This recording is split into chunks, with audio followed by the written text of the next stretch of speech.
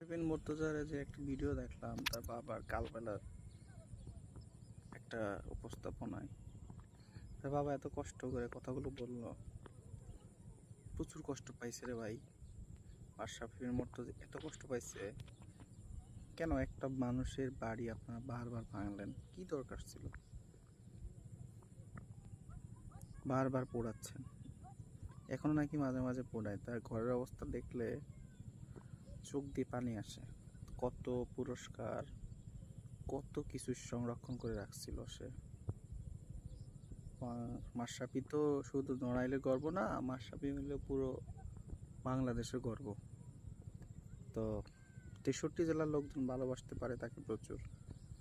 সে হয়তো বা 63টা জেলার জন্য কোনো কিছু করে নাই, কিন্তু বাংলাদেশের জন্য তো সে অনেক কিছু করছে। বাংলাদেশের কত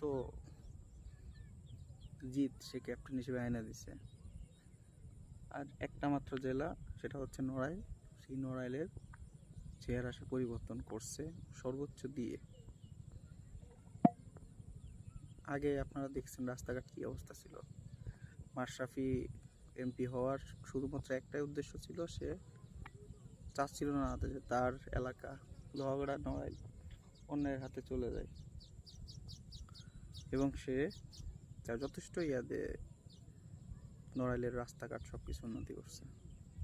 আপনারা তার বাড়ি পড়ান। আমি জানি না, বাংলাদেশের লোকের একটা প্রবলেম, আবেগ কাজ করে, বিবেক কাজ করে না।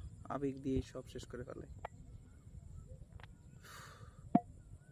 আজকে পুরো ফ্যামিলিটার কি অবস্থা আপনারা একটু দেখেন। এই ভিডিওটা দেখলে আমি মনে করি আমার যেরকম নড়াইলের ছেলে হিসেবে আমারও তো যেভাবে কষ্ট লাগতেছে আপনাদের কষ্ট লাগবে।